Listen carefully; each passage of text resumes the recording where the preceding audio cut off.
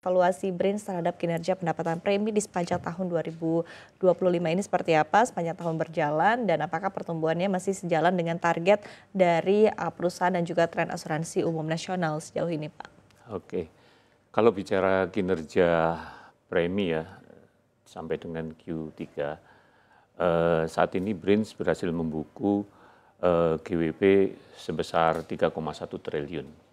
Which is ini pertumbuhannya positif 2,7%. Even sebenarnya kalau dibandingkan dengan average growth rate-nya selama ini sekitar 16%, ini pertumbuhan yang agak lebih rendah.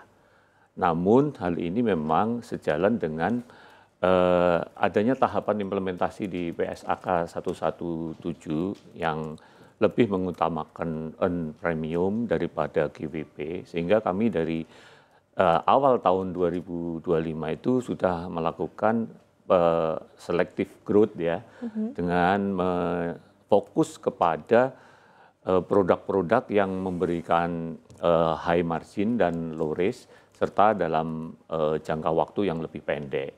Oleh karena itu ada beberapa produk ataupun institusi yang memang sudah onerous, akhirnya ya pipeline-nya kita tinggalkan. Karena kita lebih mengutamakan yang bisa memberikan high margin sehingga bisa mendongkrak di PNL kita. Oke, oke. Faktor-faktornya yang menurut Anda berpengaruh begitu terhadap tadi hal-hal yang Anda sampaikan seperti apa? Apakah memang dinamika perekonomian saat ini atau dinamika dari masyarakat atau korporasi begitu seperti apa? Ya. Sebenarnya kalau dinamika ekonominya relatif sama ya. Nah, tetapi kita memang sebagai institusi yang bergerak di industri asuransi juga harus tanggap terhadap perubahan yang ada, termasuk di dalamnya perubahan terkait dengan penerapan sistem pencatatan keuangan atau kinerja keuangan dengan PSAK 117. Oleh karena itu ya kami mempersiapkan diri mulai tahun 2025 sudah mengatur strategi ekspansinya seperti itu. Meskipun sebenarnya penerapan secara penuh baru dilakukan nanti tahun 2026. Oke. Jadi kita sudah memulai gitu ya. Baik. Dan itu pun sudah kita persiapkan supaya sebenarnya target bottom line-nya supaya tetap terjaga.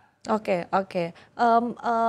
Tren terhadap industri asuransi menurut Anda dari sisi permintaan sendiri seperti apa di sepanjang tahun 2025? So far positif, masih bagus gitu ya. Karena blessing yang ada banyak juga, terus coba kita tetap aja harus lebih selektif gitu ya.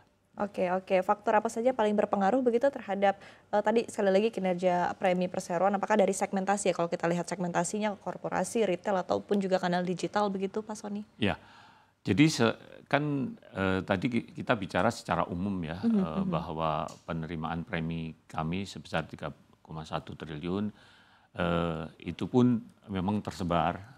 Fokus kami memang di segmen mikro dan retail ya, segmen mikro dan retail yang ini tentunya memberikan high margin dan low risk ya, itu kita ke situ.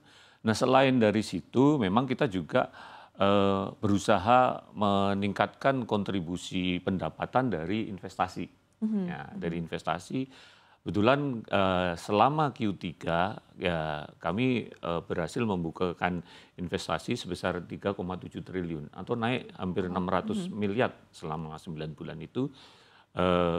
Dan dari situ alhamdulillah kita juga mendapatkan kenaikan yield yang luar biasa. Dari tadinya cuma 113 miliar, sekarang posisi Q3 sudah 149 miliar. Jadi ini cukup signifikan mendorong atau membantu pencapaian di bottom line kami. Oke, baik, baik. Nah, kalau kita melihat kondisi saat ini begitu ya, pemerintah kan juga tengah gencar meluncurkan berbagai stimulus dari sisi fiskal. Kemudian juga Bank Indonesia juga sudah beberapa kali memangkas suku bunga acuan di sepanjang tahun 2025. Ini kan tentu harapannya ekspektasinya bisa menggerakkan, bisa lebih memboost ya ekonomi masyarakat begitu ya, sehingga permintaan terhadap berbagai produk termasuk produk asuransi ini juga bisa meningkat begitu. Nah, dari dinamika dan juga dari berbagai suntikan stimulus ini sendiri begitu ya, segmentasi apa saja yang dilihat oleh BRINS begitu ya, ada prospek yang cukup baik ke depannya begitu. Apakah mungkin dari sisi asuransi kendaraan, properti, kesehatan ataupun juga mikro begitu seperti apa? Oke.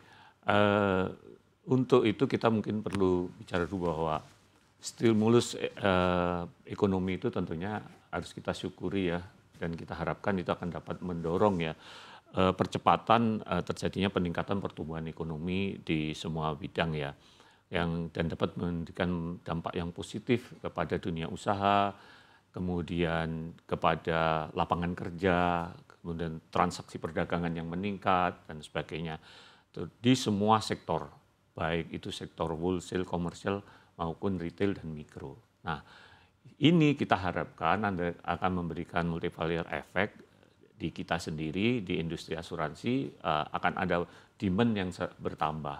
Kan kalau ada duit, ada kemampuan, ada daya beli yang naik, kan berarti pasti akan ada peluang untuk bisa dibeli produk kita. Kemudian tadi kalau bicara di mana gitu loh saat ini yang lebih, apalagi kalau mungkin kita sisa waktunya tinggal 2 bulan ya.